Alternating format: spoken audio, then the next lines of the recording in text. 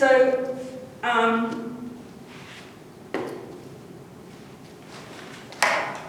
we've looked at gross locomotor skills. We've looked at ballistic skills where we project an object. Now we're going to look at another set of object control skills that they call manipulative skills. So when we're looking at motor skills, like sport type skills, this is going to involve catching, and there's a lot of research on catching that we'll look at next week. We're going to start with a couple of skills that are not immediately sport related, but they lead to the ability to catch. All right, so we're going to look at grasping and reaching and how those two skills develop. Okay, when you watch an adult reach for a cup of coffee and pick it up, it's easy to imagine that that's one skill, right? But actually the reach and the grasp develop separately. And then as we get more and more experience with them, we put them together into one smooth, hopefully smooth movement so we don't knock the cup of coffee over. Okay? So this part of the chapter has lots of references to research that's been done. Some of this information is a little bit subtle, so you have to kind of go into it with an open mind, and just kind of take this as how is it that children have so much more, and adults have so much more difficulty catching than they do throwing or striking. Okay, so that's really I think the approach to take is, what is it about catching that makes it such a more complicated skill for people? Okay? So, I'm going to start with grasping. The fancy term for grasping is prehension. Okay? And one of the things that makes looking at grasping interesting is the fact that we have an opposable thumb, and there aren't that many animals on the planet that have an opposable thumb. Okay, so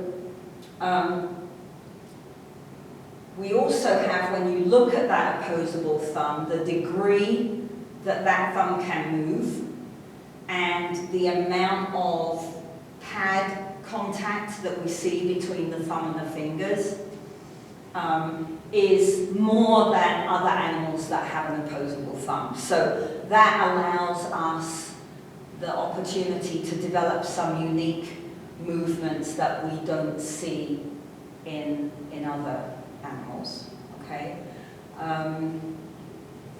Also, this chapter, it's really easy to think about our constraints theory, because the interaction between like the size of my hand and my strength and the lengths of my arm and my understanding of the object that I'm reaching for, those all play a role in the movement pattern that we see. You know, what is the object I'm reaching for? Is it a glass? Is it a cup with a handle? Is it a penny or a pencil? Right? Because what we do to grasp all those objects is different, right? My hand movement in all of those instances looks very different. Okay. So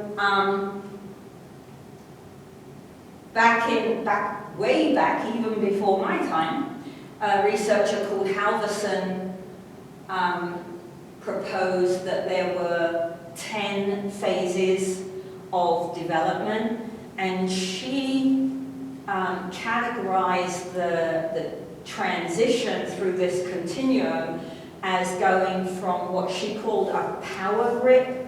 So using a big hand to something that was very precise, so like a pincer grasp, okay? Now, when we look at her research now, we can say, well, there are some issues here with possibly the developmental sequence, because she only used one task. So she had, I think it was a 1-inch little wooden block.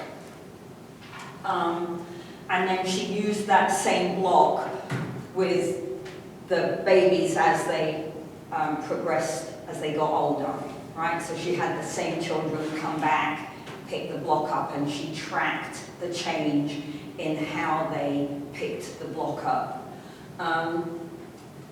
Nowadays, especially if you buy into the constraints theory, we would say that maybe only setting that one task dictated the kinds of patterns that we saw. Doesn't mean they're not useful to look at, because they still are an interesting set of sequences.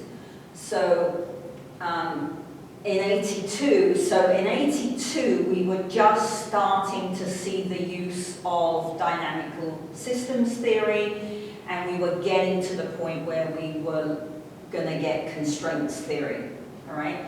So this researcher reran the experiment, but gave the babies different sizes of cubes to grasp and different shapes.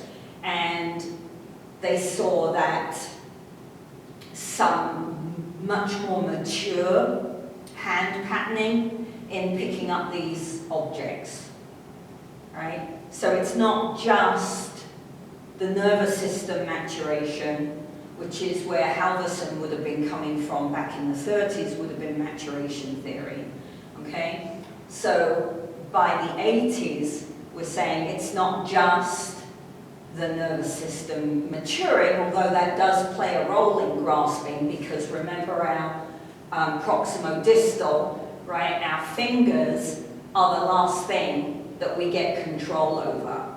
So the development of the nervous system certainly plays a role, but it's also the interaction with the task, right? So this, now in the 80s, we saw that by 9 months old, so they're not walking yet, right?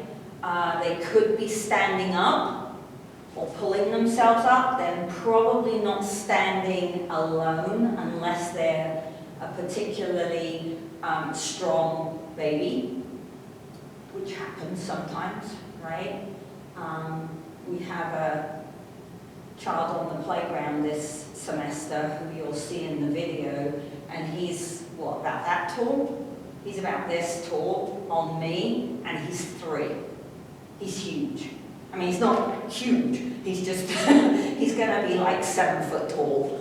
He's going to be a giant.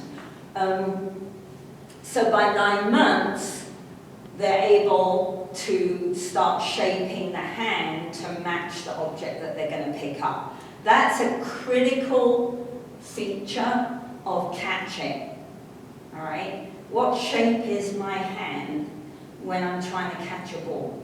That's critical. So that's why we're looking at grasping and reaching first before catching, all right?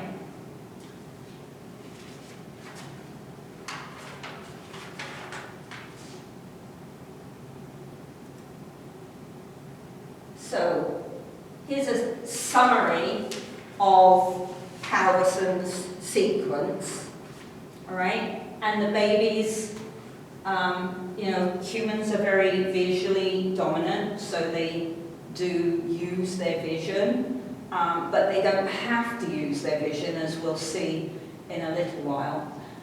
So we got this big hand on the cube to begin with. and then, and it kind of comes down all in one, doesn't use the thumb. Then the next bit is to shoot the thumb around the cube, all right? So in here, around 2-3 months, these are power grips, right? And then we start to scoop the fingers, and eventually we get to this pincer grip.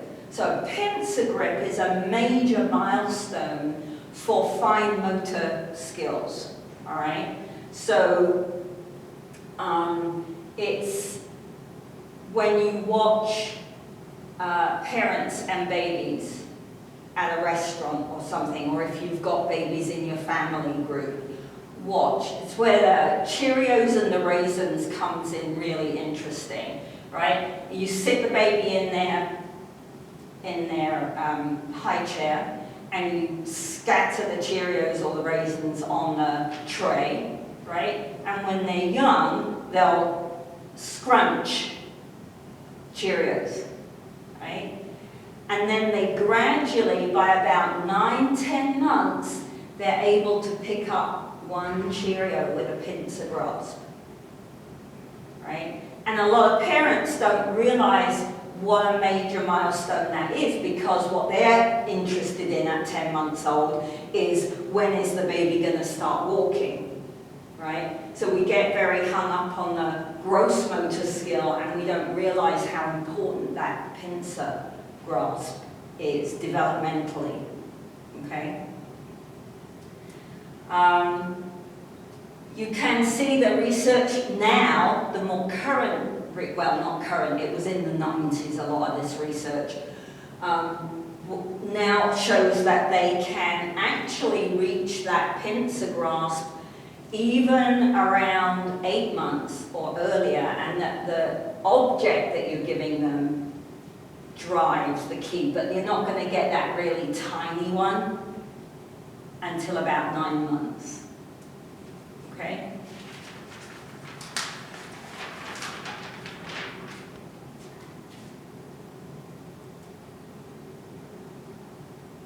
All right, so these photos are a little bit dark on the screen here. I'm not sure what they look like for you in the Collaborate, but if you go and look at the PowerPoint, you'll get a good view of what they're trying to show here. So you can see from these pictures that the way we shape our hand or configure our hand is different depending what we're picking up. Okay? So vision is very important for us as adults, all right? We don't have to use our vision, okay? I can use my peripheral, I can judge where the cup is on the kitchen counter, I can walk past and pick the cup up without having to stop and directly look at it, but that doesn't mean that we're not using visual cues to judge where the hand has to go, okay? Adults configure the hand, so if you film an adult reaching for an object, the hand is configured before it gets to the object, right? So that means that the brain's understanding of the shape and the weight of that object dictates ahead of time what shape my hand's going to be, okay? Younger than 8 months, what you'll see infants doing is they'll often touch the object first and then shape their hand to pick it up, right? So they have to get more information than just vision about the object to make the correct decision about what hand shape they want, okay? And this touching has a very big role to play. So I'm going to go to the whiteboard right here because I want to give you a list.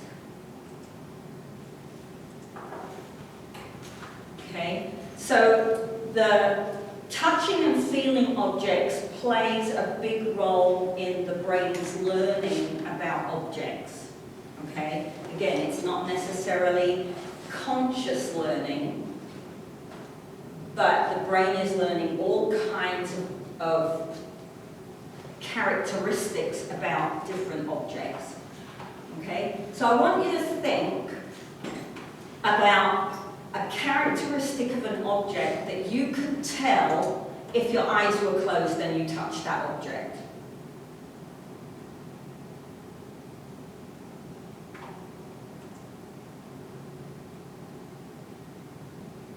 So Kayla, you go first.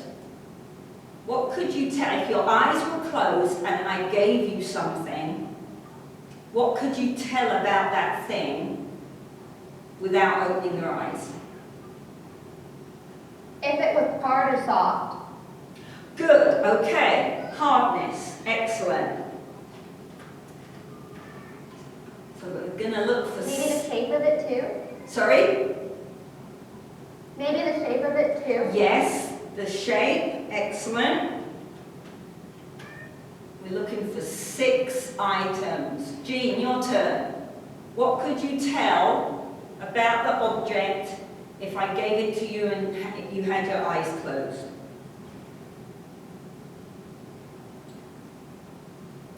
I'll see the texture. Yep, texture's excellent. Okay, we're halfway there. 3 more to think of.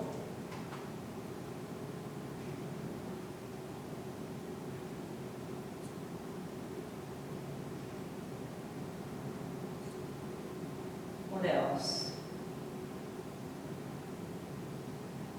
A couple of the next ones I think are kind of linked to shape.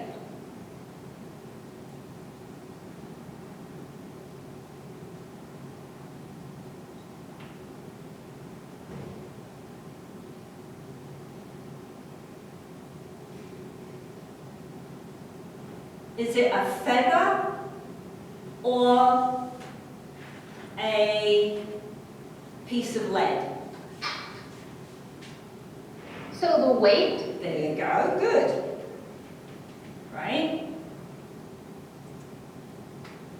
Did we say shape already? We've got shape. Is it a matchbox or a cereal box?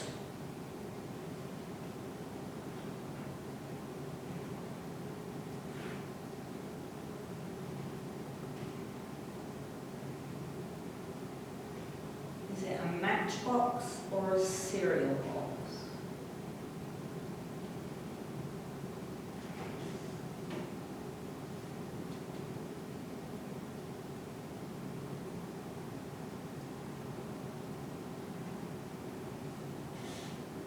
So similar shape, what's different between the matchbox and the cereal box?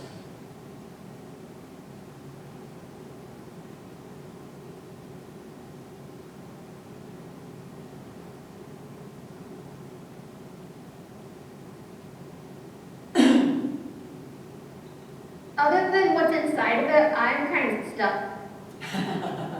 Okay, size. Right? So they're both rectangular, so I can tell the shape, but I can also tell that the matchbox is much smaller than the cereal box. Right? I don't have to look at it to identify that piece of information. Does that make sense?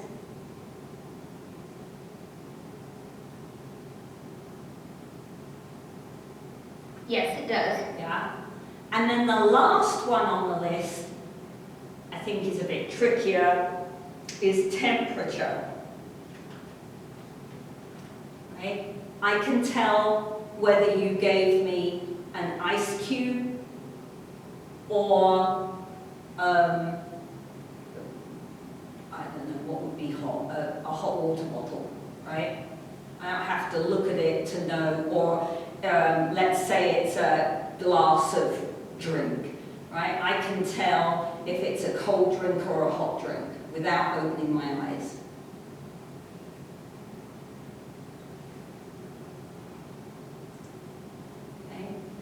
This type of information that I don't need my vision for is called haptic information. All right? And so what the baby is doing, the infant is doing, when it's touching, prodding, poking, stroking, all these kinds of weird hand things that babies do with objects, they're learning haptic perception. Right? So their brain is learning these characteristics about objects that you give to the baby.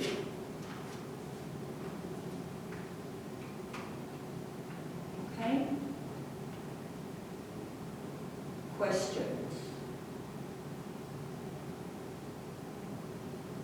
None.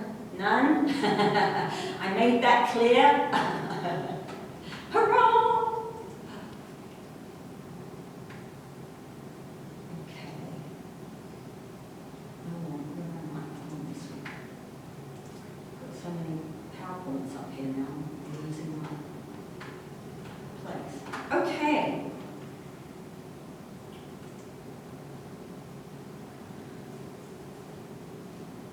So, way back at the beginning of the semester, we talked about the idea of body scaling in relation to, I think we were looking at perception action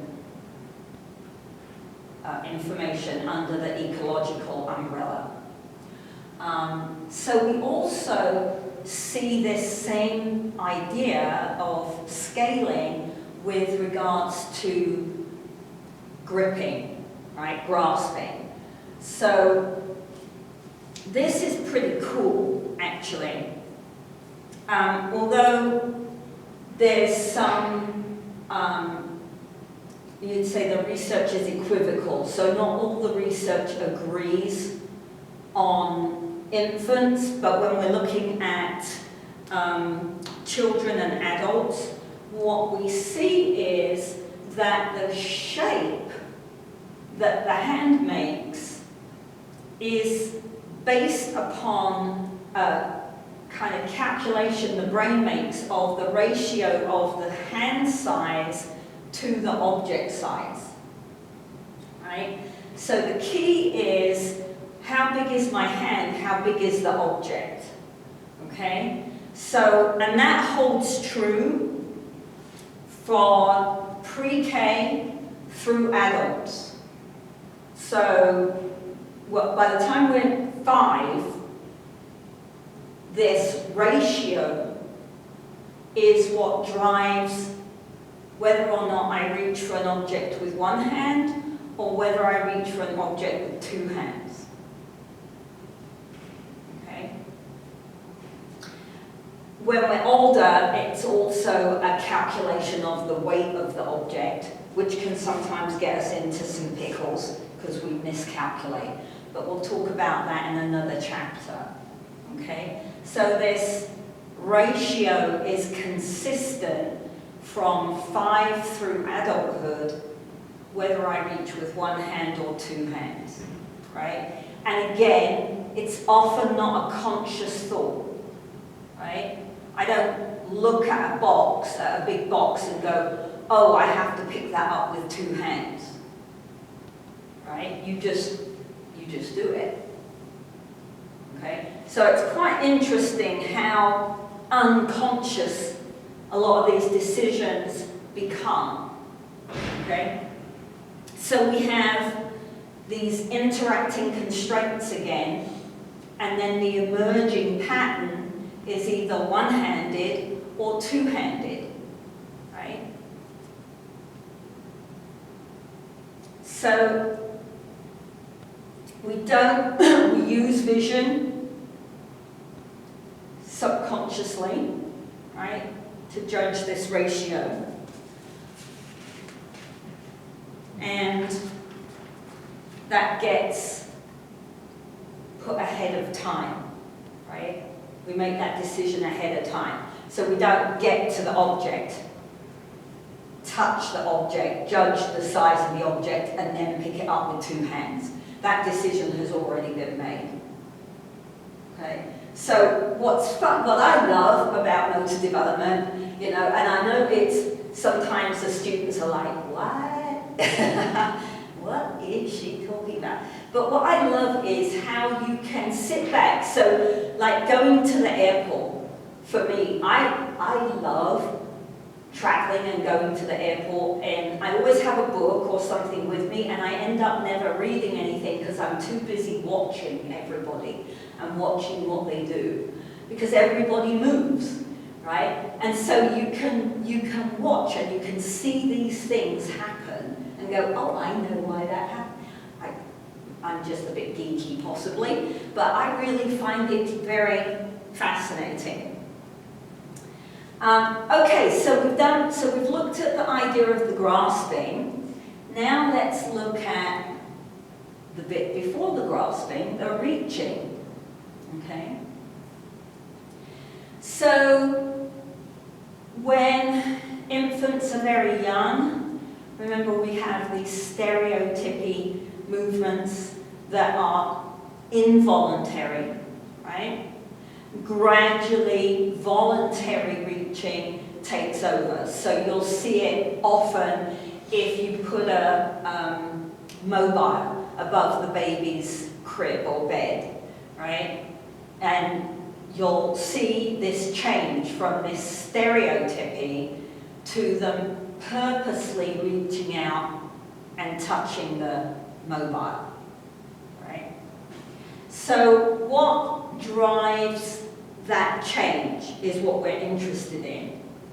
And then that brings up the question, am I learning to match my hand and the object, or am I learning to control this heavy thing that sticks off my body? Okay? So when they put a baby into a dark room, they're still able to reach and touch an object, right? So that would suggest that it isn't the visual matching of the hand and the arm and the object. It's more to do with, can I control this arm? Right? So again, if you watch infants when they're learning to reach, they often miss, right? They'll not reach far enough, or they reach too far. The next time you see something similar that's really interesting is in puberty, particularly for boys, because their skeleton grows so much so quickly, right? And we talk about teenage boys being clumsy, but it's the clumsiness is due to the fact that the brain has to re-gauge this reaching pattern, right? Because now, if the glass is here and my arm is this long, I reach and I pick up the glass, right? So I reach and I pick up the glass. Now all of a sudden my arm is this long, and I reach and I knock the glass over, right? Because it takes time for the brain to relearn reaching with this extra skeleton and muscle mass, right?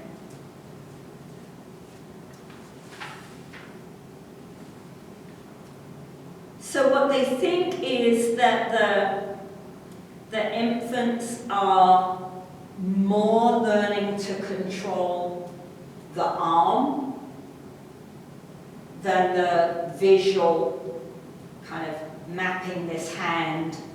What shape does the hand have to be? And they've done a lot of work on that. The chapter talks a lot about research that's been done with infants, but you also see a similar thing in the research with adults. So when you get to this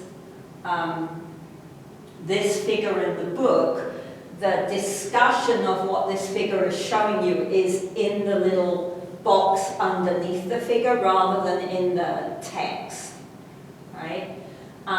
So what they often do in a laboratory situation, they'll give the participant a pair of glasses that have these weird prisms in them. And so the prism changes where the object appears to be, right? And then they film the participant reaching for the object.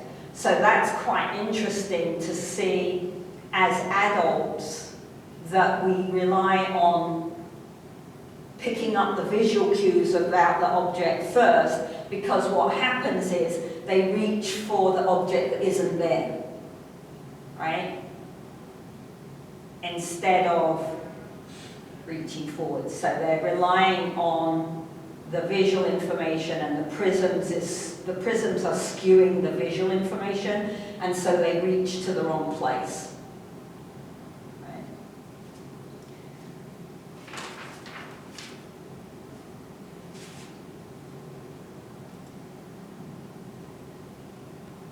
Okay, so up to here we've been mostly talking about this idea of reaching with one hand, right? During the first year, you see infants play around with reaching with one hand, reaching with two hands. They'll often reach with two hands, but when they get there, they'll pick the object up with one hand.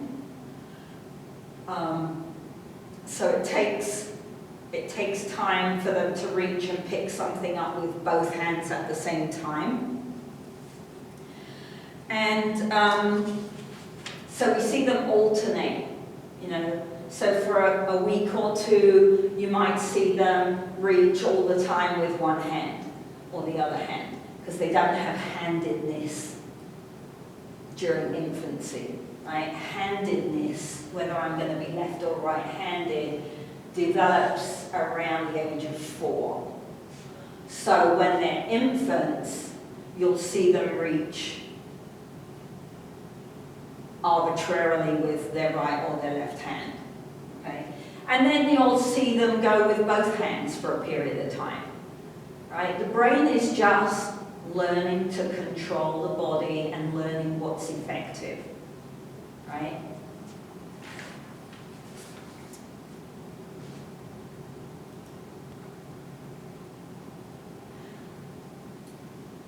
So before they reach 1 year, so around 10 months, I think, they get to the point where they can hold one object in one hand and a different object in the other hand.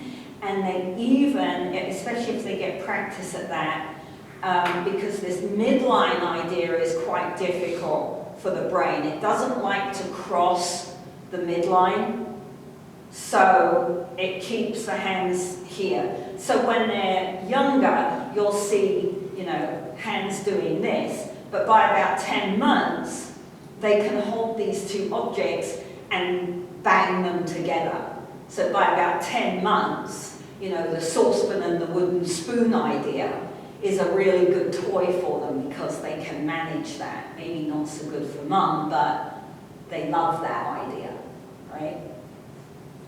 By about 12 months, so 1 year old, they're able to start not just pushing their hands together, but pulling their hands deliberately apart so they can pull apart sticky bricks and things like that. So 1 year olds for their birthdays often get those toys where you've got a box of some form and lots of shapes, and they have to learn which shape goes in which hole, right? That's a great toy for a 1 year old because that's right where developmentally their reaching, grasping, kind of arm movements have got to. And those kind of sticky bricks that you can pull apart, or Velcro toys that they can pull apart and stick back together, those are really good toys for first birthday, right?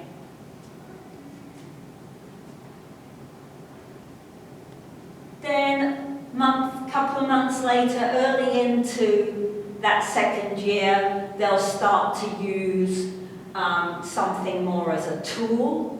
So they might, stick it under the book and lift the book up with it or something like that. By a year and a half, maybe a bit older, they can use their hands cooperatively. And then by second birthday, they're able to do complementary movements with their hands. So this reaching, grasping, control of our hand action develops very quickly over the first couple of years.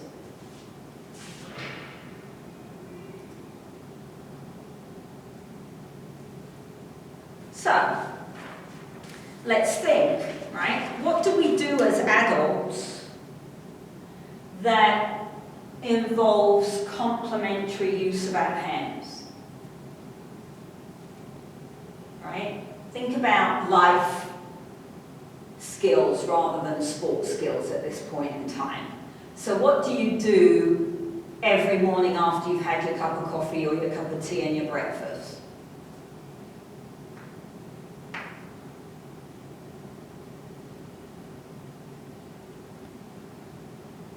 Are we talking Go on. dressing ourselves and like going to work, or? Right. So what do you do between finishing your breakfast and putting your coat on to go to work? Or what do you teach the children in the household to do every time they Wash your hands. Wash your hands. Good one. Brush your teeth. Brush your teeth. Right? Both of those involve complementary use of the hands. Right? Especially brushing your teeth, because you don't put the toothbrush down on the sink and then squeeze the toothpaste onto the toothbrush, right? You hold the toothbrush and you squeeze the toothpaste. So both hands are working together, but they're doing different things, right? The action is different. So they're complementing each other, okay? You see it in the kitchen a lot as well. Right? I hold the can and I turn the can opener, perhaps, right? Or I have the jar of coffee, I hold the jar in one hand and I unscrew the lid with the other hand, right? So they're working together, but they're doing different things. Okay? Remember, all the time, what makes this fascinating, right, is remembering that my hands aren't controlled by one piece of my brain, okay? This hand is controlled by the left side, and this hand is controlled by the right side. So if they're working together and doing something different at the same time, imagine the communication and the coordination that has to have been learned between these two areas of the motor cortex. Right? It's amazing. It's amazing. It's absolutely amazing. So think about, right, I don't know if you have either of you ever broken your wrist or your arm and been in a cast? No, thank God. No, me neither. I've been in casts, but not in my hand. So imagine trying to put the toothpaste on the toothbrush if your hand is in a cast. Right? How would you manage that? I'm not even sure how I would manage that, right? So I had a cast from my toes up to my thigh when I ruptured my Achilles, and that was a whole load of fun trying to work out how to do things when your whole leg is in the cast. One of the interesting, if we think back to our development of locomotor skills, and remember I said that not all children creep, some of them will bump along the floor. There's some there's certainly anecdotal evidence from researchers who've had children that have bumped. But there's some indication that children who take that version of locomoting rather than creeping are a little more advanced in their reaching and grasping skills. Not that that doesn't even out later on, but when we look at them early, because the hands are free all the time, right? So they've got much more opportunity to be practicing reaching and grasping than a child who's using their hands and knees to locomote, and then they have to stop, find their balance, pick a hand up, right? So, and we see a big change. We said that they're able to sit unsupported from about 5 months. So 5 months onward, we see a big sudden change again, because now they can sit and their hands are free, right? So postural control plays a large part in reaching and grasping, okay? I can't remember whether we talk a lot about older adults. We do a little bit. Okay, I'll save that thought for the next slide.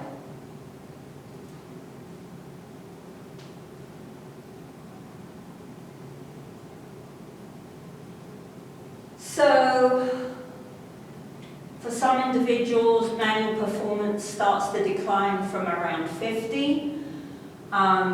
That could be due to structural changes, right? They've got a shoulder injury, or another reason, and I don't want this to sound unkind, but if you put on a lot of weight,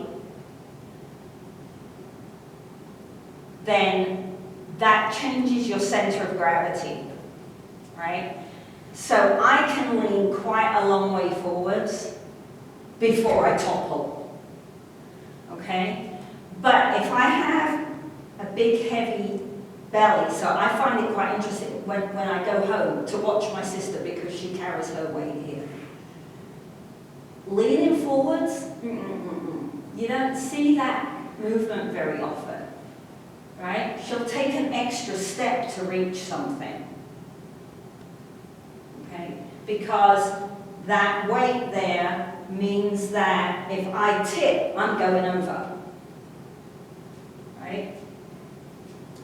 So some of it is to do manual performance declines because of structural changes. Don't forget that we're losing strength anyway in our 50s because of the decrease in type 2 muscle fibers, although that's more later. But for a lot of people, you know, when you look at this research, they're researching people who by the age of 50 are often very sedentary, right?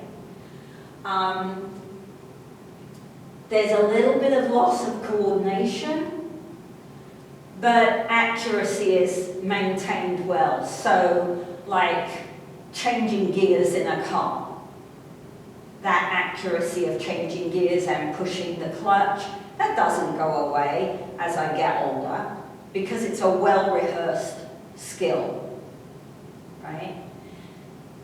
More recently, I think maybe like 2005, there was some research that showed if they took a group of adults, 50 older, and they gave them a specific training program for fine motor skills, that they improved significantly on an assessment for fine motor skills. So again, we see that a lot of the declines that are reported are to do with the fact that people stop practicing these skills, right? So what I think is going to be fascinating is your age group.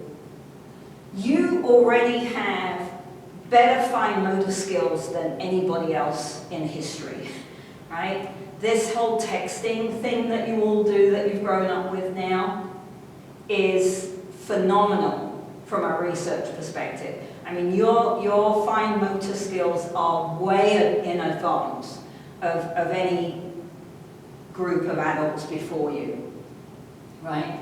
So what I think is going to be really interesting is to look at you guys, because I can't see over the course of the next 20, 30 years that cell phones are necessarily going to go away. Are we going to come up with something else? Maybe we are, right? But you guys are likely to be texting for most of your adult life.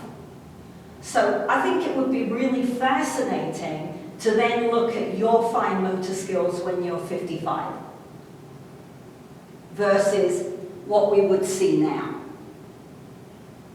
right? Because everything's changed in the course of my lifetime, right? There weren't computers.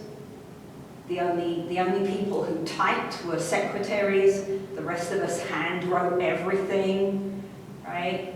We didn't have computers. We didn't have cell phones. So all of this is very, very different in the course of my life. So I think it's just going to be fascinating to see what you guys can do in your 50s, personally. Again, I'm a little bit geeky. It has to be said. This stuff really fascinates me. Okay, where are we? We're going to do one more slide,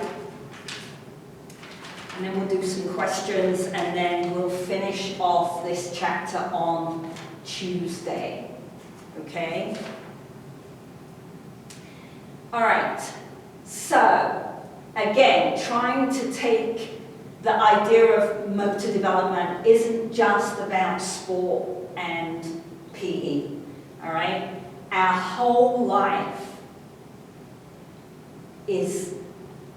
involves motor development and motor skills, right? It's not just our fitness and our training, okay? So a lot of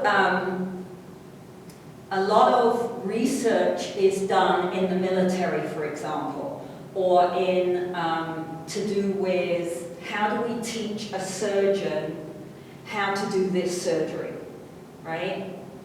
What manual skills do we need to make sure this individual has if we're going to teach them how to do surgery? There's a lot of work on helicopters and plane cockpit layouts because they had some really bad air crashes in the military. Not that you get to hear much about them, but there's research on them. Because they developed a new helicopter, but the cockpit display was not well thought out from a motor development point of view, right? So if I have to push this button in response to, and we'll also talk about this again later on, but you know, where I push, how much time does it take to get to the button? How accurate do I have to be? Do I hit it with my hand? Do I have to hit it with a finger? Right? There's all these kinds of motor development issues in designing a cockpit. Okay? Now, what they find with older adults is that if I've been flying a plane for a long time, my coordination to hit the right button slows down a little bit, but I've got so much experience that has accumulated over the years that the performance doesn't decline significantly, even though I've slowed down a little bit. All right? So for older adults, when we're looking at rapid aiming movements, okay, then we need to make sure that we've got a lot of practice in order to maintain that skill. And I want to draw a picture for you. She says, I will try to draw to show you what they're trying to tell you here about this symmetrical phase and the acceleration and the deceleration phase. So let me see if I can do this on the whiteboard so that you can see what this means. And I'm going to put my mouse up here because it gets me drawing a little easier. Okay.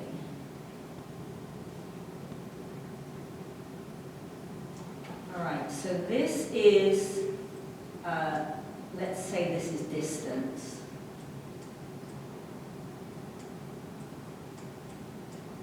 Okay, and the y-axis is acceleration. That doesn't look much like acceleration. Okay, so in adults your age, all right, if they give you a rapid aiming task to do, we see this symmetrical phase. So what has to happen, you have to initiate the movement, right? So you have to accelerate the limb. You have to slow it down in time to make the target, right? So I can't just keep accelerating the whole time, okay? If I'm reaching for a really, really precious china bowl that my great-great-grandmother passed down and it's now my mum's, right? And I'm reaching for that. I don't just keep going, right? So rapid aiming movements involve an acceleration and then a deceleration to get to the object. Okay? Even if we don't see that, it might take sophisticated equipment to really look at that, but that's what happens. Okay? So when we're looking at this, when we look at adults your age, this acceleration, deceleration is pretty symmetrical.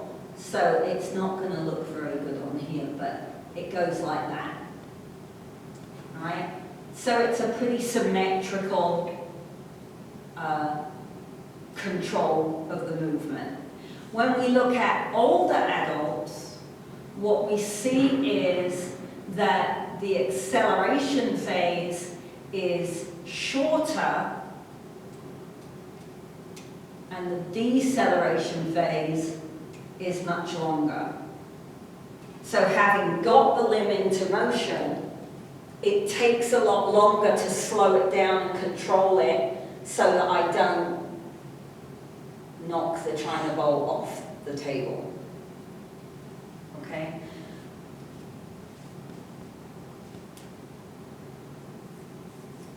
Right? So we don't move so far in that acceleration phase, and that makes the deceleration phase much longer. It's all about control, right? Again, important when we get to catching. Okay?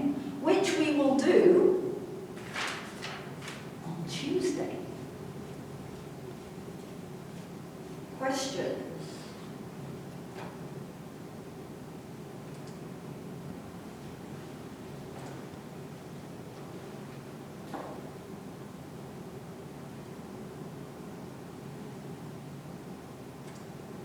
So on Tuesday we'll start fundamental motor skills that are sport related. So we'll look at catching. We'll start there on Tuesday. That means that Thursday will be a review. The following Tuesday will be exam number 2. All right? Questions? And do we have math? Are you going to post a study? I'm sorry, can you? Jean, I think you started first, so you ask your question. And we have math tomorrow, correct? No, you have film to analyze. Oh, okay, for the playground videos. Yes, yeah. And I would really use that time. Don't put those to one side and say, oh, I'll do them later. Use your lab time tomorrow to look at the films and get some of your analysis done, because otherwise those are going to build up and you'll get stuck. You won't be able to get them all done. Okay? Yes. Kayla, what was your question?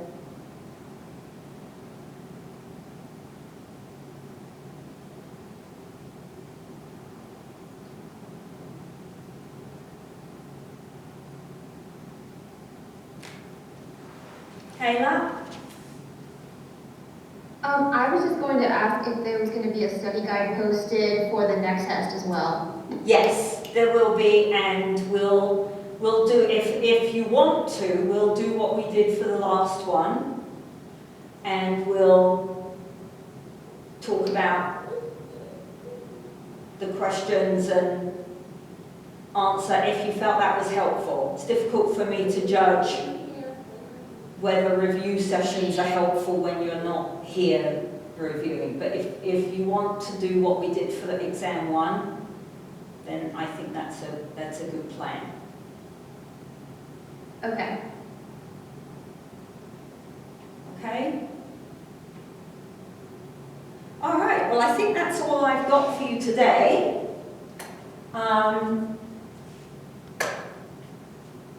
As I said, use tomorrow's lab time to work on your video analysis. There's some really cute stuff this week on the videos. And then on Monday, Ryan and I will go, fingers crossed, we'll go back to the playground and take some more video. I'll do a different setup on Monday. So each week I'm going to set up different activities for you to see, so that gives you some ideas of how you would approach that playground. So I'll do a different one on Monday. We'll do some filming and get that up for you to analyze next week. And Tuesday we will finish chapter 7. Okay?